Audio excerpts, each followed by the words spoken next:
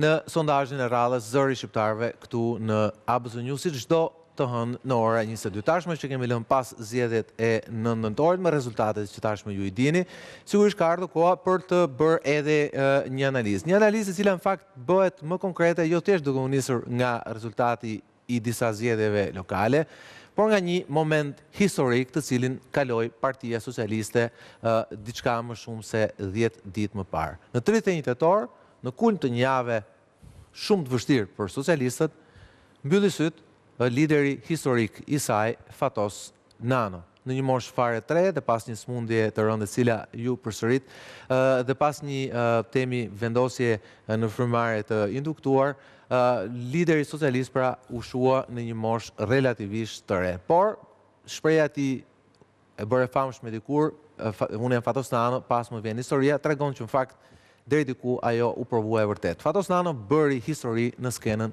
politike shqiptare. Për më tepër, rinovoi një parti e cila vinte pas 50 vitesh diktaturë të proletariatit. Një parti e cila u kthye shumë shpejt dhe u bë moderne dhe u bë e konkurrueshme për të rikthyer në pushtet shumë shpejt në vitin 1997. Nano ishte protagonist edhe në procesin e famshëm të katarsit, procesi i cili nisi në farë mënyrë pastrimin e saj nga aferat dhe praktikat korruptive. Sigurisht nuk e shëroi plotësisht atë. Nano nuk ishte një personazh perfekt, por ai ishte një person i cili modernizoi skenën politike shqiptare duke nisur teorikisht nga pjesa më e vështirë e saj, nga Partia Komuniste. Po cili ka qenë impakti i Fatos Nanos në të majtën shqiptare? Si e vlerësojnë atë njerëzit përtej Partisë Socialiste? Dhe a ka qenë Partia Socialiste më mirë apo më keq në kohën që e drejtoi ai, apo më mirë apo më keq në kohën që e drejton pasardhësi i tij Edi Rama? Këtu do të fokusohet sondazhi i sotëm, realizuar nga sondazhisti ynë Eduard Zaloshe. Mbrëma Zaloshe. Mbrëma. Si jemi shoqëruar nga dy Rolandët, Roland Lami, mbrëma profesor, dhe Roland Bego, mbrëma Bego. Atëherë një opinion i shpejt nga të dy. Bego për Fatos Nanon, pasi besoj ai ishte një figurë që pashtu respektoi. Megjithëse u luftua fort nga Partia Demokratike, spaku në 2 herë që ai u bë kryeministër, po duhet të thënë që në fund fare ai arrinte gjithmonë të themi të gjeneronte respekt nga kundërshtarët e tij. Po, dhe pyetja është pse? Po, mendoj që Nano si ndodhi si Shirakut. Shiraku sa ishte në pushtet nuk ishte aq popullor sa që ishte pas i vdiq. Vraponin të zgjedhurit lokal të Francës për të emëruar, për të vendosur emra shkollash, rrugësh, sheshesh e tjera me Shirakun, të majtë edhe të djathtë. Mendoj që kjo i ka ndodhur dhe Nanos dhe kjo është gjë shumë e mirë për një figurë politike, i cili mirë është të vlerësohet sa është gjallë, ose sa është në krye të detyrës, por akoma mirë është të vlerësohet kur ka ikur nga detyra dhe për më tepër ka ikur dhe nga jeta. Dhe Nano ka bërë ciklet plota këtu, ku ka 20 vjet që është larguar nga detyra dhe flitet mirë për të përgjithsisht, ashtu si shtatë dhe në komentin tuaj fillestar, është një figurë që ka kontraste, natyrisht, si çdo figurë politike. Dhe nuk i fshihte ato, ishte një person i sinqert. Po, një figurë hedoniste është gjithmonë pozitive, se hedonizmi në vetvete nuk është konflikt. Hedonizmi është marrje kënaqësive nga jeta, domethënë në këtë aspekt, në të gjitha kuptimet e saj. Dhe Fatos Nano është, le të themi, figura publike më tipike në Shqipëri, që e përktheu dhe kjo reflektoi edhe në butësinë e tij, domethënë në politikë. Tani, çfarë duhet të them unë, si gjitha figurat politike që nga krijimi i shtetit të shqiptar në 1912 e deri sot, edhe Nano është figurë me kontraste.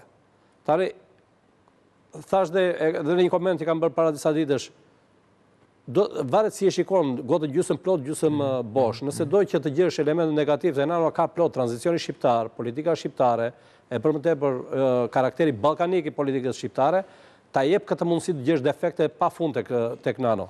Ashtu si që nëse do ta shikosh gotën gjysmë plot, tek Nano i gjen.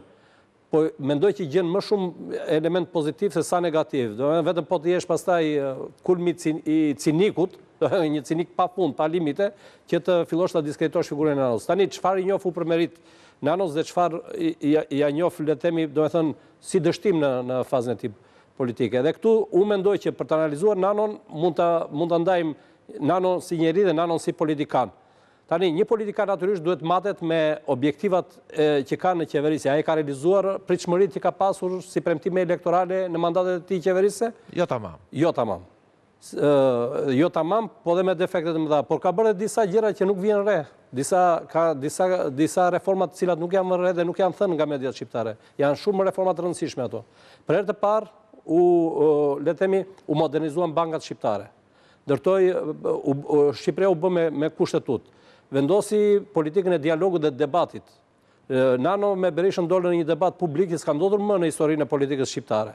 Dhe kjo është kulturë demokratike për më tepër në një vend post-komunist siç ishte Shqipëria. Pastaj është tjetër gjë cilësia e debatit, nuk mos i futemi këtë elementi.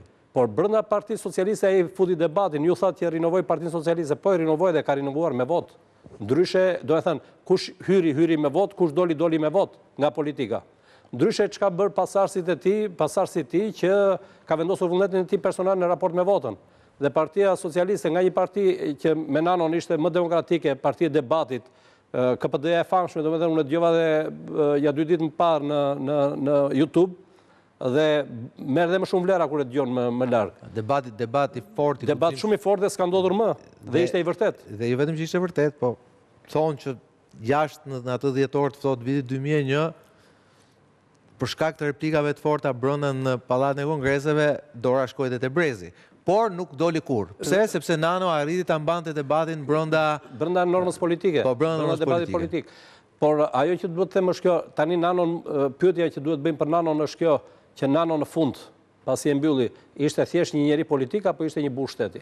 Kjo pastaj është këto janë preket 3 pika, apo Zaloshi që ne kemi prekur në sondazhin ton. E që ndoshta do t'i prekim edhe më vonë. Do t'i prekim edhe më vonë. Dhe a ka një burr shteti në politikën shqiptare? Sigurisht ajo çështja e debatit është një çështje që ha debat, sepse debat po deri në çfarë pike. Pra duhet dish ta menaxhosh debatin. 3-4 gjëra pozitive për Nanon, le të them të paktën një gjë negative.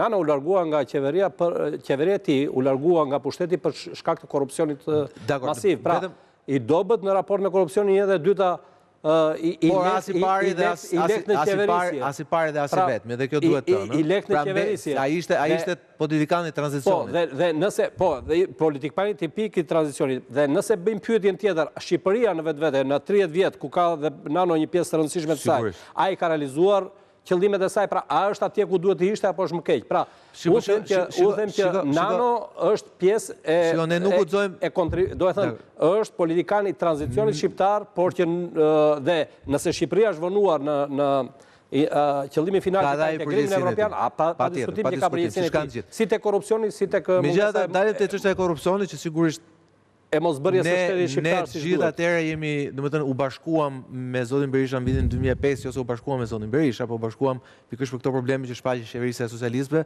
në fund fare e drejtuar nga Nano, po le të themi përpara drejtuar nga Ilir Meta. Paradoksalisht ama, Lami, nga pikpamja historike, unë e thash në një dalje publike kur zoti Nano ndroi tu në ABC News. Paradoksalisht, sot që ne flasim, një nga vendimet më të drejta të Nanos quhet nga veprimet që ju kontestuat më shumë. E famshmja ndarja me atë që më pas do të quaj Lëvizja Socialiste për Peregrin, pra një fraksion zyrtar i Partisë Zyrtare. Historia tregon ama që themi politikisht ajo pjesë e Partisë Socialiste që shkoi tek LSI-ja rezultoi s'po për slengu fare se pjesa më e korruptuar e skenës politike shqiptare, por që përfaqësoi më denjësisht korrupsionin politik shqiptar. Qoftë për faktin që kërcente sa nga njëra palë te pala tjetër. Pra në anë një farë mënyrë ndërmerrte veprime jo temi populiste, sepse populizmi do ishte ta mbante LSI-n dhe të fitonte prapë zgjedhjen në vitin 2005. Që e dim LSI-ja i prishis punë spaku 20 zona elektorale në zgjedhjet e vitit 2005, Partia Socialiste. Por ai merrte vendime të tilla, cilët nuk e bënin populist, siç e tha bashkëshortja e tij Joana Nano, ai e urrente populizmin, por paradoksalisht kjo e bënte ato shumë popullor. Dhe këtë nuk po e them me që ai sot nuk jeton më. Por realisht ishte kështu. Ka një prirje përgjithshme që ne vërejmë në shtyp për të thënë fjalë të mira, për dikë që ndalë nga kjo, edhe kjo është gjë shumë e mirë se preket aspektit human, po këtu flasim për personin i cili ka qenë në pozicione shumë të larta drejtuese. Tani na lindet drejta dhe kurajo, të themi drejtësia e dikujt që ka marrë këtë pozicion, që bas me përgjithësinë ka dhe privilegjet.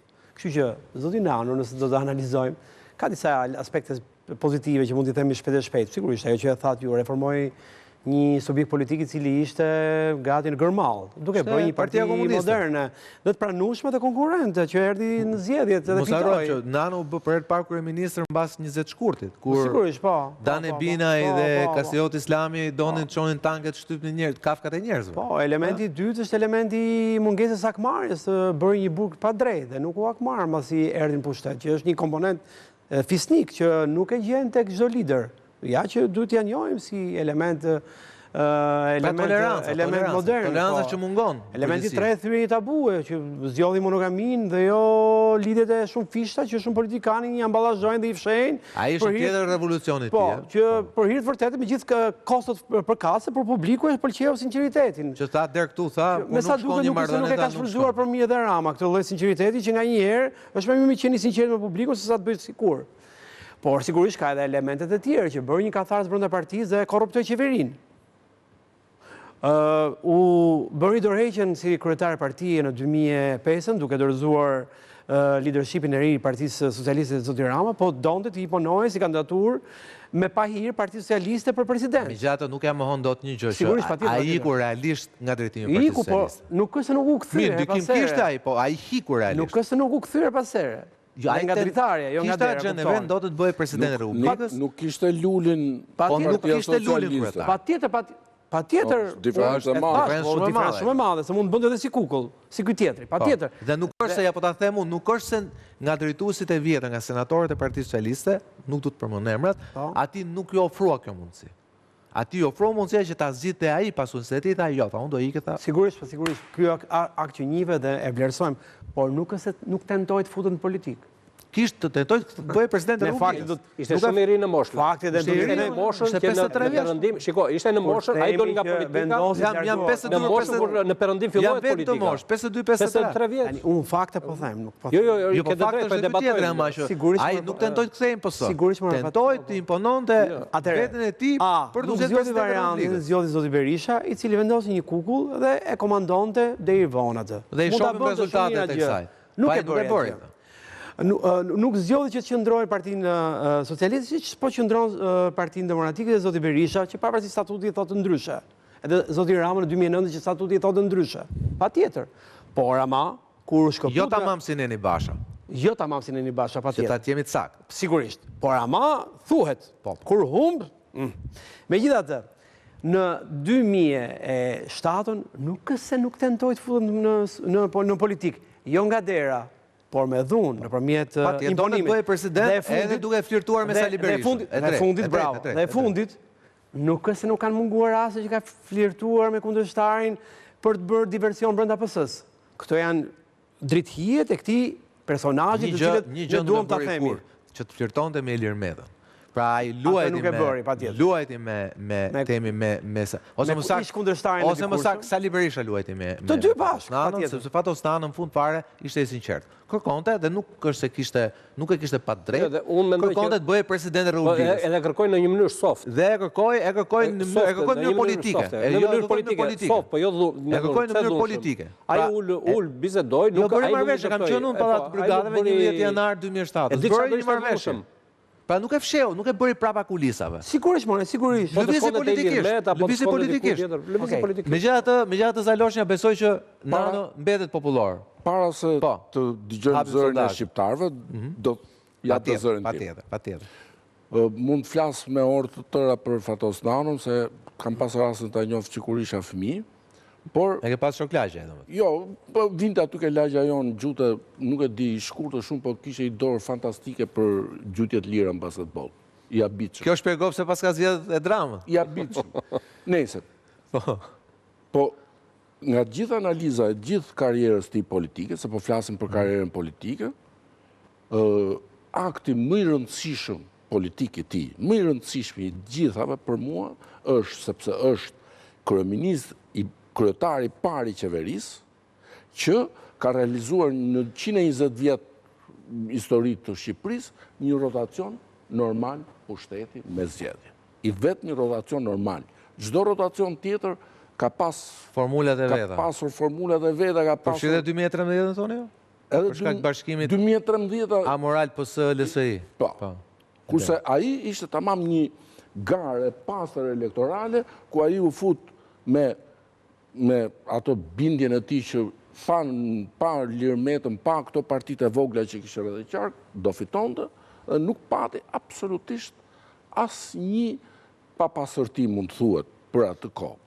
Jo vetëm kaq, që ta çojë në fund se politika gjykohet edhe në bazë të akteve. Berisha në traftuan, e traftoi Lirmetën në 13. Gjykohet, ne harrojmë.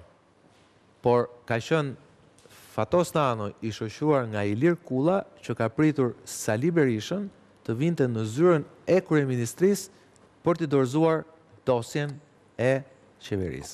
Pra, ne harrojmë. Çfarë momenti është ky? Është moment, besoj duhet ta kemi edhe foton, është moment historik, sepse ka qenë kryeministri i parë dhe i fundit, i cili ka pritur pasardhësin e tij në zyrë, i ka dhënë dorë, i ka uruar suksese dhe ka parë punën e tij. Megjithatë, kjo çfarë mendojmë ne? Puna është çfarë mendojnë shqiptarët, Atëherë, vetëm ndërkohë që unë po hap themi tabelën e parë, sa e lehtë apo e vështirë ishte ti merr opinion shqiptarëve, majtas e djatës për Fatos Nano.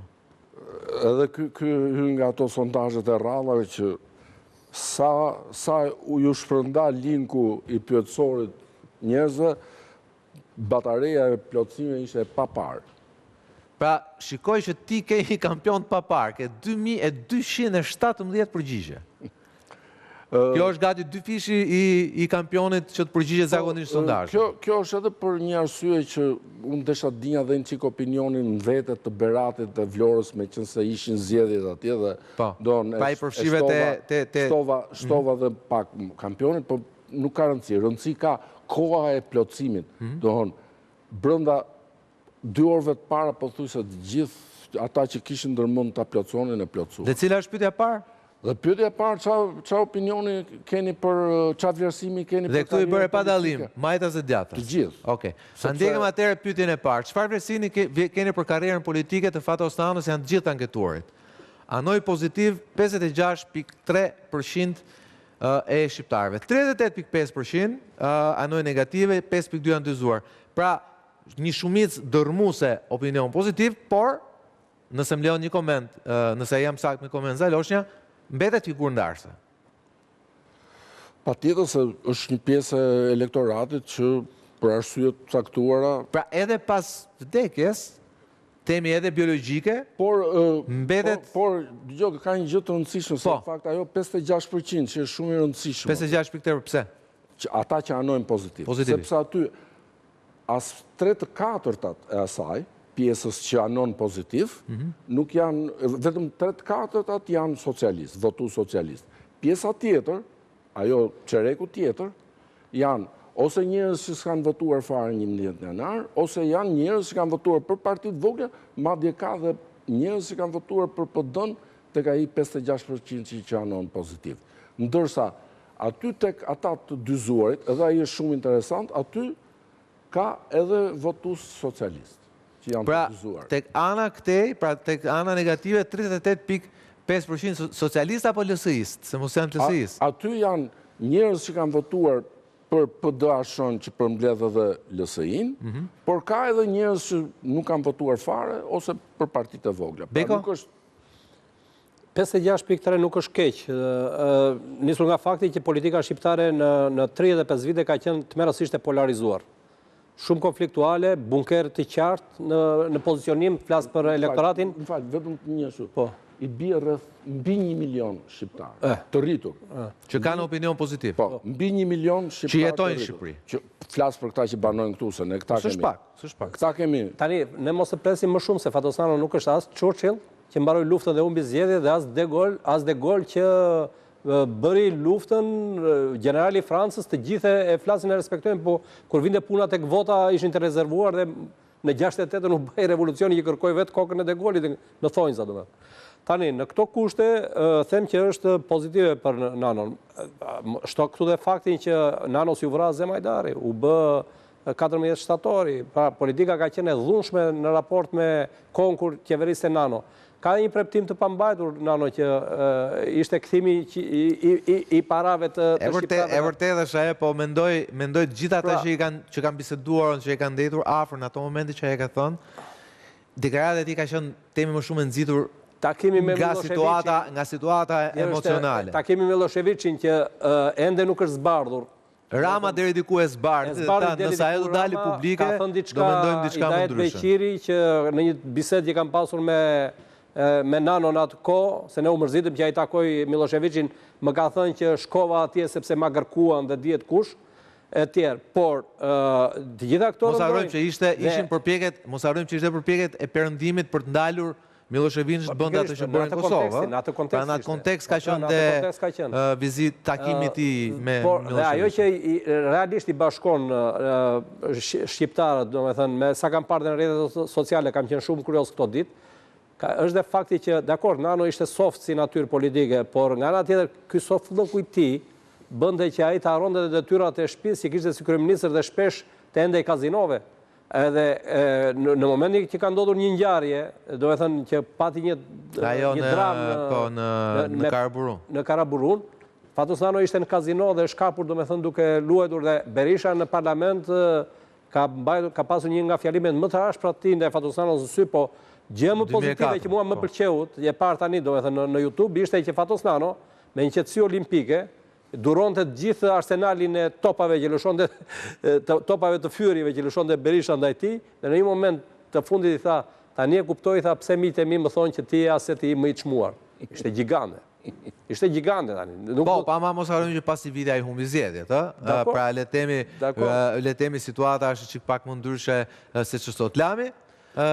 Nuk është figurë bashkuese Fatos Nano, sepse s'ka qenë në pozicionin një lloj presidenti apo kryetari i parlamentit, ka qenë gjithmonë kryetari një partie të rëndësishme dhe polarizimi shoqëror që ne është i tillë që do ndash pro dhe kundra.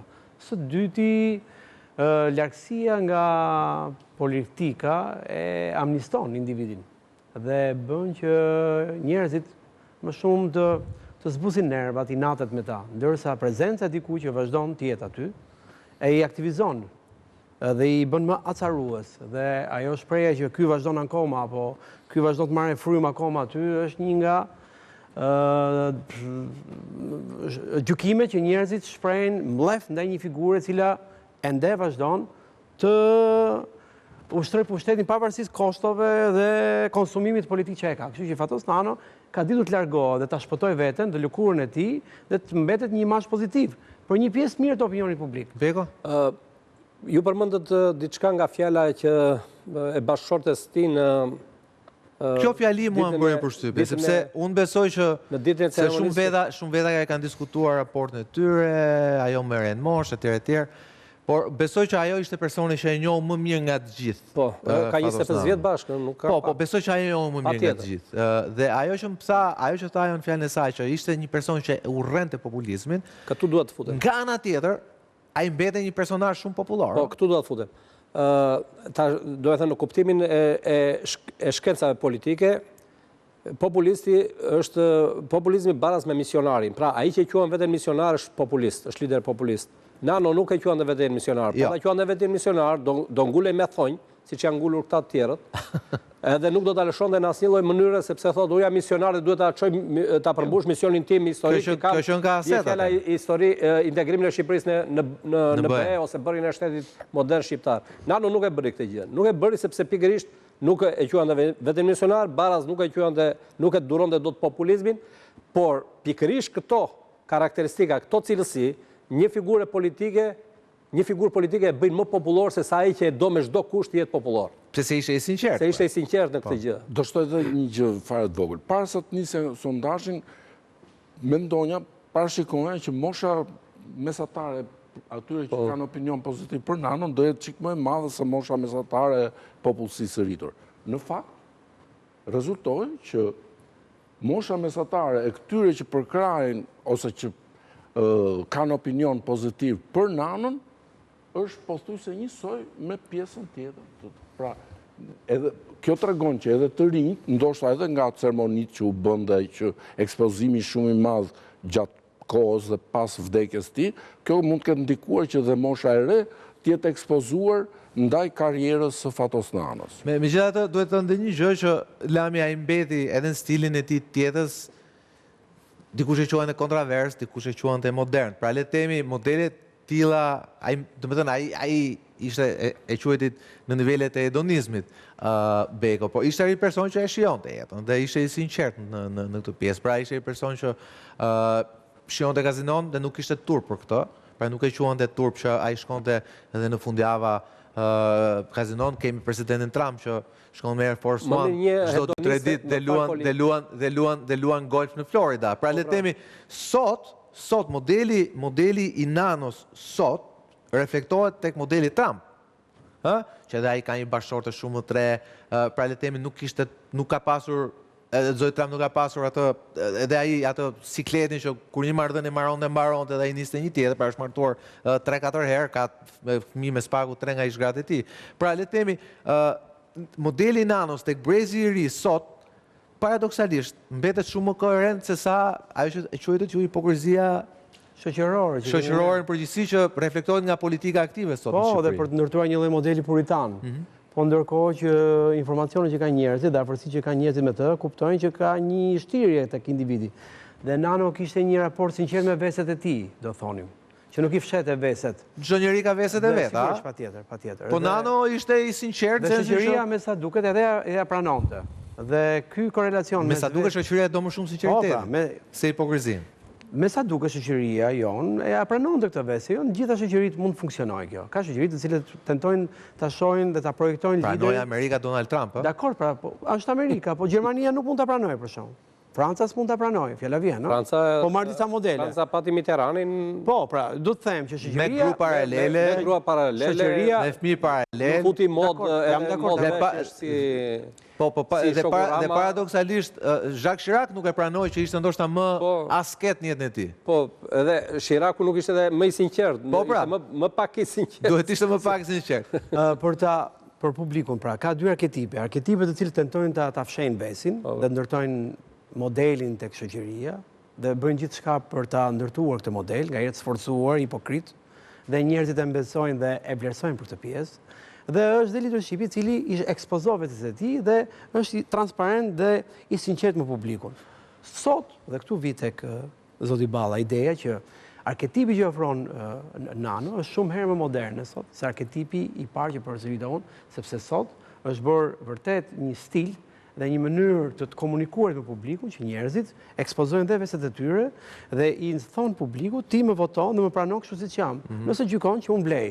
Sepse edhe publiku shikon që kur bën analizat e një arketipi, një leadershipi, vendos drithijet e secilit edhe bën balancën e tij, se nuk mund të jetë një njeri i cili struket apo bunkerizohet duke bërë gjithçka që të mos duken veset e tij, ku ndërkohë njerëzit që rrinë me të dhe e njohin, e dinë se kush është. Megjithatë, dalim te një vlerësim absolut, pothuajse në nivele absolute për sa i përket faktit, paktën si e perceptojmë ne si komentatorë, zaloshnja që Nano e lente debatin e përç. Pra i lente kundërshtarët e vet. Bile i merrte kundërshtarët i fusin qeveri.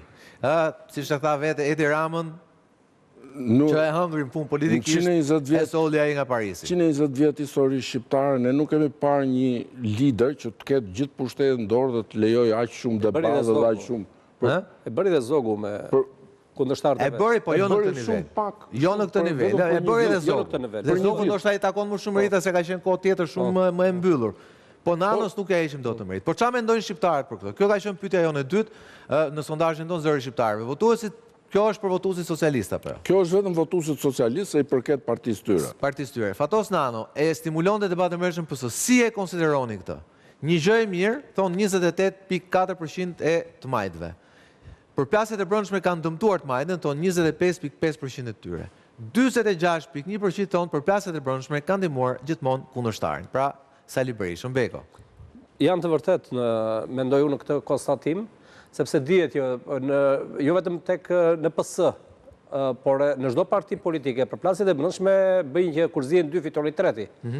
Edhe në rezultatin 2005-s, kështu ndodhi. Partia Socialiste ka marrë rreth 100.000 vota më shumë në proporcional nga Partia Demokratike, por u humbi pushtetin për shkak se të shizmës që ndodhi me LSI-n. Pra Ilir Meta, me daljen e tij, e bëri që Partia Socialiste të humbiste pushtetin 2005-ën. Nga njëra. Nga ana tjetër, përplasjet e brendshme vërtet e kanë ndihmuar Partinë Socialiste që të demokratizohej, po kanë krijuar dhe kosto, sepse çdo grup, çdo individ, pastaj edhe çdo grup ku bën pjesa individ, demotivohet ose fillon ai procesi i inatit, i akmarrjes, i mbrojtjes së vetes, i frikës për ndërprerjen e karrierës e kështu me radhë. Pra, përplasjet gjithmonë janë kosto për një parti politike. Por unë dua të shoh vetëm këtë gjë. Më mirë një hedonist si Nano se sa një autoritarist apo si shumë autoritaristë të tjerë që i kanë zënë frymën politikës shqiptare. Unë mendoj që ne duhet na shqetësoj ky fakt që 70% e socialistëve mendojnë që Partia Socialiste funksionon më mirë kur nuk ka si zë brenda që diskuton apo përplaset apo konkuron në lidhje me vizionin e partisë. Kjo do të thotë që gjithë tradita e ngritur nga fryma dhe vizioni Fatos Nanos, i cili ka meritet e tij, që nuk e gjejmë sot tek asnjë parti politike, qoftë dhe treja që po formohen, do të thotë që po venitet. Dhe ky s'është lajm i mirë. Ja, dakord jam. Në ç'kuptim? Sepse kuptimi është kjo që e gjithë ajo traditë që u ngrit me shumë mund nga zoti Nano, që e gjen vetëm ke Partia Socialiste, shumë pak ke Partia Demokratike, me periudha të caktuara, sot është venitur dhe është kthyer në normë dhe elektorati me sa duket e mbështet dhe e pëlqen dhe simpatizantët brenda që s'du të ketë fare përplasje korrente, rivalitete. Jo, ajo shifra 46.1% je përgjigjen e saktë. Po jo më po të vledish bashkë 71% që janë patjetër, po ai thelbi është 46.1% që pra që ky lloj debati shpeshherë ka çuar sigurisht është e shëndetshme sepse partitë politike për cilën ne flasim perëndim ndërtohen mbi bazën përplasjeve, rivaliteteve, flukseve, fraksioneve. Po, nga ana tjetër duhet të sqarojë dhe rivali që të ketë njëjtën kulturë demokratike brenda partisë vet. Po ç'është e tij? Po e ka zgjidhur ai bukur, ai tjetri e ka arrestuar ka bërë bunker. Roland, që të ndihmoj pak. Urdhra. Se ç'është me ato 46%, çfarë janë ata? Edhe në PD. Janë moshë më e rritur. Ka në PD, po. Janë njerëz që e kanë provuar në kurriz, ai 46% që është moshë mesatare më e madhe. Janë njerëz që e kanë provuar në kurriz vetë, se çdo të thotë që ti jesh në pushtet dhe të lësh Berishën të vit marrë pushtetin. Okej. Se duhet parë dhe kjo, është Landi ka të drejtë në aspektin teorik është si thot Landi. Do të thas çfarë janë ata njerëz. Shifrat janë aspekti praktik, po në aspektin, shiko, në aspektin teorik është si thot Landi. Do të thënë që është alarm i madh nëse e quan dram, qoftë ai qytetari thjesht, nëse e quan dram përplasjen brenda një partie politike, pra përplasjen e ideve, të qendrimeve, të rrymave. Jo, një sekond. Por ajo rregullohet, ti vetë përmendë, ti the, po marrim rastin e ti mos shko bile ke 2005. Hajde tani shpejt. Ti shko ke 2001-shi. Nise nga 2001-shi. Pastaj mos harroj që deri në 2007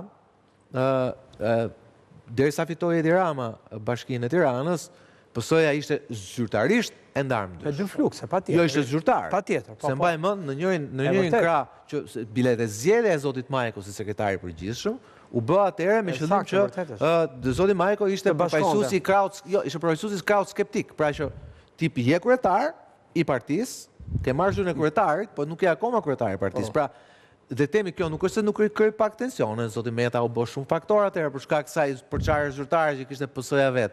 Pastaj mos flasim në 2009-ën, ndikimi i Nanos në 2009-ën ishte evident, me krijimin e disa Partia Socialiste vërtet 91 etj. Pra nuk është se Nano nuk pati ndikim, nuk u mor vetë konkretisht për të rikthyer, po ndikimi i tij ishte. Pra le të themi, kjo ka prodhuar kosto për të majtën. Po, por dëgjoj, debatet në një parti politike. Sepse përballë kishte një parti hermetike. Po, pikërisht, këtë duhet të them. Ju e thatë shumë mirë që debatet në një parti politike X marrin kuptim kur dhe në palën tjetër ka të njëjta gjëra. Ka të njëjta debate, ka të njëjta pikërisht, edhe kudo. Ka të debati që u bë midis Merkelit dhe Merz. Jo sot, jo tani që iku Merkel, pa ai ka është një debat 20 e ca vjeçar. Ka rivaliteti tyre brenda CDU-s ka qenë evident. Dhe kjo shpjegon sa kohë ju desh Merzi që të rikthehej në krye të partisë. Por kjo nuk kishte problem, nuk përfitonte pala tjetër nga sheri që ndodhte brenda na sherin thonjza se ishte debat që ndodhte brenda CDU sepse debatet të tilla ka pasur dhe tek socialdemokratët. Edhe kjo i balanconte, po kështu në të gjithë perëndimin. Kurse në Shqipëri nuk ndodh kjo dhe prandaj praktikisht pastaj vim këtu, pra teorikisht jemi aty ku thot Landi që ashtu duhet, por praktikisht jemi këtu apo. Shiko pak debati që ndodhin në Partinë Demokratike.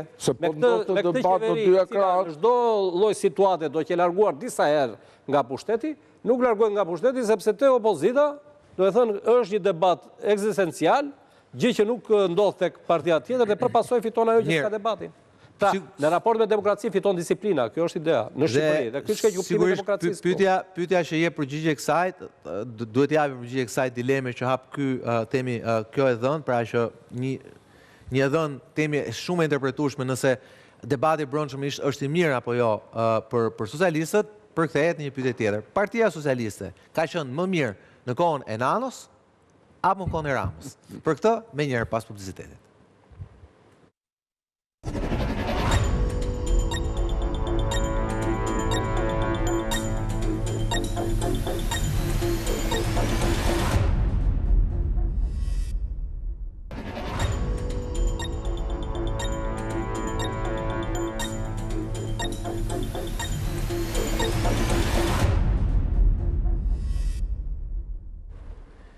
Sigurisht e vënë në kontekstin e zhvillimeve aktuale, pas ditëve të vështira që kaluan socialistët paradoksalisht në javën që temi ushua dhe Fatosnano, pyetja më logjike është: Partia Socialiste ka qenë më mirë në drejtimin e Fatosnanos apo të Edi Ramës? Kjo është pyetja apo që i drejtove dhe të përgjigjen mbi 2200. Por ne këtu kemi pasuruar vetëm votuesit socialistë, kjo është një pyetje që përket Partisë Socialiste. Atëherë shkojmë tek hajde çfarë gjykojnë ata. Votuesit socialistë janë përgjigjur pyetjes: ku ishte PS-ja më mirë? Në kohën e Fatosnanos apo në kohën e Edi Ramës? 33.7% mendojnë që Partia Socialiste ishte më mirë në kohën e Fatosnanos, 40.3% tonë në kohën e Edi Ramës, njësoj 26%. Natyrisht, nëse duam t'i mbledhim zaloshnja thjesht, 40 shkon më shumë me 26. Po, ata njësoj duket që janë njerëz të cilët ju dhem zemra se tu është në të dy ekradës, se kanë darë do të shapin në sheqerit. Lami, 40.3% thonë më shumë është më mirë në kohën e Edi Ramës, po jo pak thonë që ka qenë më mirë në kohën e Fatosnanos. Kjo reflekton, është reflektim mbi Fatosnanon, apo është reflektim mbi aktualitetin sot në gjirin e Partisë Socialiste? Bashkën të dyja, nostalgjikët. Ja, tash ma e përgjigje se bashkë, pastaj du të ma shpjegosh ku qëndron më shumë, se bashkë e diun që është, bashkë e gjitha, po ama janë të ndarë. Në terma, patjetër, po në terma sasior, Rama e ka të justifikuar preferencën sepse ka bilancë. Ka thyrë rekord, ka thyrë mit 4 mandate, nuk është gjë e vogël. Kështu po flasin për gjirin e socialistëve, po. Pra nuk po e zgjerojnë. Ka bilancë pra. Dhe këtë bilancë nuk e gjen tek zoti Nano. Sigurisht ai ka vlerat e vetë, se ka krijuar. Ka 13 vjet që nuk është më fare, ëh, dhe prap 33.7% mendojnë që kohën e tij ka qenë më mirë. Ka dhe elementin nostalgjik brenda që shumë socialistë ndjehen më mirë me të shkuar në Partitë Socialiste se sa me rilindjen sot. Ashtu siç ka të rinj që ndjen më mirë veten të përfaqësuar ke rilindje se sa të ke shkuar në Partitë Socialiste. Na ndihmo pak zaloshja mbi të dhënat gjenealogjike të atyre që janë përgjithësisht. Mosha mesatare atyre të Nanos është shumë e madhe se pjesa tjetër. Pra, te 33.7% që janë themi 50 e lartë. Brezi që e ka parë dhe ka jetuar kohën kur ka qeverisur Fatosnano. Dhe tek 40.3%? Edhe kjo është mosha më e vogël. Mosha më e re, 26%? Edhe aty është moshë më e re. Pra, ata që thonë njësoj... Pra kisha drejt në kur thoja që 26 shko më shumë me 40. Ata që thonë njësoj është që, hej, ne mund nga pëlqej Edi Rama, po e themi që nga pëlqen më shumë Edi Rama, edhe po themi njësoj. Që e interpretoj. Për mua që si jam socialist, PS-ja e Nanos ka qenë më e bukur se PS-ja e Ramës. Po si ju sollin pushtet, më patjetër. PS-ja e Ramës, jo, kam në aspektin përfaqësor.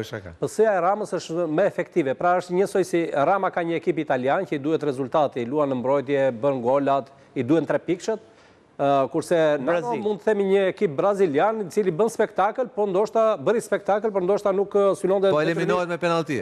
Nuk synonte detyrimisht rezultatin. Pra, Partia Socialiste ka qenë më demokratike në kohën e Nanos, Partia Socialiste në kohën e Ramës është më disiplinuar, më rezultative, sepse ashtu e ka dhe hallin dhe me kundërshtarët. Kundërshtari nuk është në gjendje që ta përballoj. Kurse në kohën e Nanos ka qenë aty, politika ka qenë aty, dhe PD-ja vjen me debate të forta. Patjetër. Në kohën e Nanos, kur qenë Nano kryeministër, mos harrojmë, ishte zoti Berisha 22 vjet më i ri. Po, Berisha kishte atë reputacion që kishte se doli nga 97-a, po ishte i ri, ishte energjik. Po, ishte energjik, ishte i ri dhe edhe pse doli Polo, grupi Polos dhe të tjerë ishin larguar më parë në 97-ën, po edhe më parë nga PD-ja, cilët i mblodhin në 2005-ën, përsëri PD-ja është aq konkurenciale me PS-n sa që në 2001 po mos kishin futur duart në kutitë e votimit, rrezik e fitonte Partia Demokratike. Po mos që futet duar gjykata kushtetuese, edhe Ilir Meta, mandatet e famshme. Ilir Meta që kryeminist. Më fal edhe një element shumë i rëndësishëm për që është merit e Nanos. Nano është hera e parë në pluralizmin shqiptar që ri kryetar partie vetë dhe kryeministri cakton dikë tjetër, pra delegon dikë tjetër. Okej, i detyruar, ama dhe këtë duhet ta themi, i detyruar dhe nga rrethanat, dhe kjo është vërtet. Megjithatë, një pyetje për Zaloshin dhe pas intuit politike, një pyetje për ju Se i bashkonte ku donte dhe i ndante ku donte. Që timi korrekt. Ai bëri këtë kryeministri sepse s'bëi dot vetë, apo pastaj i bashkonte bash pozicionin e ndante. Sa lidhje ka Zaloshnja kjo pyetje, pra kur ishte PS-ja më mirë, me çështjen e debatit të brendshëm? Sepse le të themi, kjo është pika ku ne kemi njohur më shumë merita Qartë. Jo, duhet të kesh parasysh që ajo pjesa që me të vërtet mendon se Nano me debatet që krijoi ndihmoi gjithmonë Berishën, është pjesa që mendon që Rama ka Partia Socialiste me Ramën krye është më mirë. Pra, është duket që Rama ka krijuar një segment të elektoratit socialist që beson që me Ramën më mirë të kemi një general të fortë dhe me Ramën ne fitojmë. PS-ja me Ramën është në gjenealogjinë e vetë, sepse është parti që vjen nga disiplina, trashëgohet që nga lançi. Kurse Partia Demokratike disiplinën nuk e ka në gjenealogjinë e vetë, sepse Partia Demokratike është atje bashkimi shumë faktorëve tjere, shtresave sociale. Pra është Partia Demokratike e vërtet thuati? Jo, në natyrën e vetë. Në natyrën e vetë është bashkim, nuk më bëhet dot Partia Demokratike në disiplinë, sepse përbërja sociale e këtyre njerëzve vjen nga ato shtresa cilët kanë qenë rebel. Pra në natyrën e vetë kanë qenë opozitarë kundër komunizmit, kundër zogut. Po paradoksalisht është partia vetme që ka vdekur frymën e brendshme demokratike zyrtarisht. Po prandaj ka ngelur dhe aq e vogël. Sepse ka ngelur vetëm ata që së rebelohen. Kongreset që bën Partia Socialiste, vetëm majmunëri ka... Vetëm shifrat, ti flet jashtë PS-s, po brenda PS-s ama duket që opinioni është ndryshe. Dakor. Ata e matin me fitoren e 4 mandate. Mandateve. Zoti Nano, që është i ndjerë tani, ishte një i majtë për të reformuar një parti të ekstremit majtë. Ndërsa zoti Rama është një djathtë që ka për detyrë të reformuar një parti të majtë. Pra është komplet qasje tjetër, mënyrë tjetër menaxheriale.